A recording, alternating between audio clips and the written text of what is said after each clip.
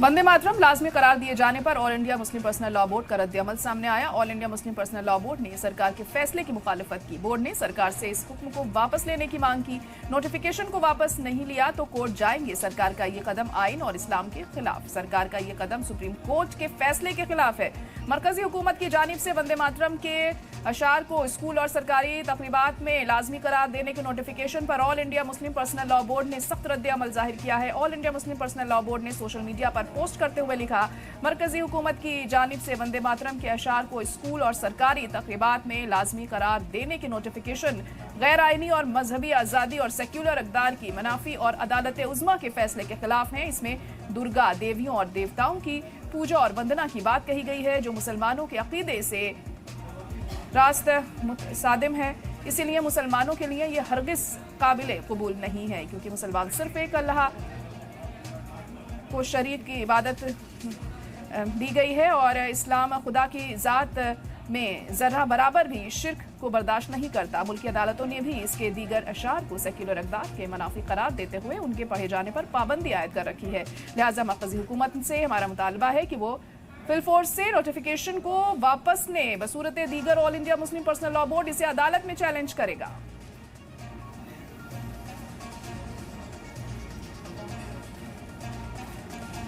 और हमारे नुमाइंदा सैयद मुबशिर इस वक्त लाइव जुड़ चुके हैं। मुबशिर, तो all India Muslim personal law board ने इस नोटिफिकेशन के खिलाफ अपनी आवाज उठाई है और कहा है कि अगर ये वापस नहीं लिया गया तो कोर्ट का रुख किया जाएगा। क्या अपडेट?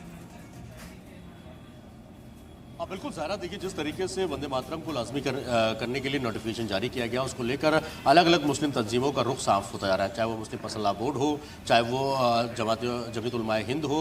जमीयत उलमा हिंद के अध्यक्ष मौलाना अरशद मदनी ने भी इस बात को लेकर कहा कि ये गैर आइनी है और जो मुसलमानों के हुकूक हैं, मजहबी हुकूक हैं, उन पर कहीं ना कहीं पूरी तरीके से रोक लगाने की बात कही जाती है। वंदे मातरम को लेकर भी साफ तौर पर कहा। वही मुस्लिम पर्सनल लॉ बोर्ड ने साफ कर दिया है कि अगर ये वापस नहीं लिया जाता है तो अब इसके खिलाफ जो है सुप्रीम कोर्ट जाएंगे और इसको वापस लेना पड़ा। आपको मैं कुछ डिटेल्स अगर इसमें बताना चाहूं तो मैं इसमें, क्योंकि बोर्ड की तरफ से जो कहा गया है कि वंदे मातरम में देवी दुर्गा और अन्य देवी देवताओं के जो पूजा है, उनके जो इबादत है, उसका उल्लेख है, जो मुसलमानों के लिए बिल्कुल भी जायज़ नहीं है। चाहे वो इस्लामिक तरीका हो, कुरान से हो या फिर शरीयत के हिसाब से हो, बिल्कुल भी जायज़ नहीं है, क्योंकि खुदा के अलावा मुसलमान किसी की इबादत या किसी की बंदगी नहीं कर सकता। तो साफ तौर पर ये मजहबी अकीदत पर कहीं ना कहीं एक चोट की तरह इसको देखा जा रहा है। और दूसरी तरफ ये भी कहा गया उनकी तरफ से कि इन्होंने कहा कि संविधान सभा में ये पहले तय हुआ था कि वंदे मातरम के पहले दो छंद जो हैं, यानी दो जो लाइनें हैं वही गाई जाएंगी। पूरा वंदे मातरम 6 स्टैंडर्स जो स्टैंजा का है वो नहीं गाया जाएगा। लेकिन अब सरकार ने पूरी तरीके से पूरा वंदे मातरम, जहां भी आप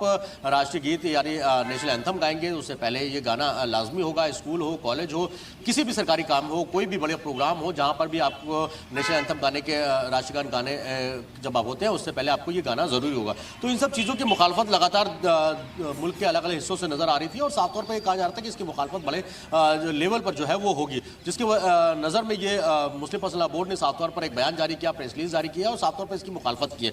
बोर्ड ने सरकार को आदेश को वापस लेने की मांग की है और इसके अलावा अगर वो नहीं मानते हैं, मतलब ये वापस नहीं लिया जाता, सुप्रीम कोर्ट का दरवाजा खटखटाया जा सकता है, जिसको बताया गया कि मजहबी जो आज़ादी है, जो हिंदुस्तान के आइन देता है, जो हिंदुस्तान का संविधान देता है, कहीं ना कहीं उसके खिलाफ है। तो साफ तौर पर देखा जा सकता है कि सरकार ने जिस तरीके से नोटिफिकेशन जारी किया, उसके बाद से लगातार मुख्तलिफ तंजीमें जो है इसके खिलाफ अपनी आवाज़ जो है वो बुलंद करती आ रही है, जिसका एक नतीजा है कि मुस्लिम पर्सनल लॉ बोर्ड भी अब खुलकर पूरी तरीके से इसके विरोध में जो है वो खड़ा हुआ है। ज़ारा जी बिल्कुल मुबशिर, तो अब जिस तरह से मुखालफत जाहिर की गई है, इसे देखते हुए क्या सरकार की तरफ से किसी तरह का कोई रिएक्शन सामने आया है? किसी ने कुछ कहा है इसको लेकर?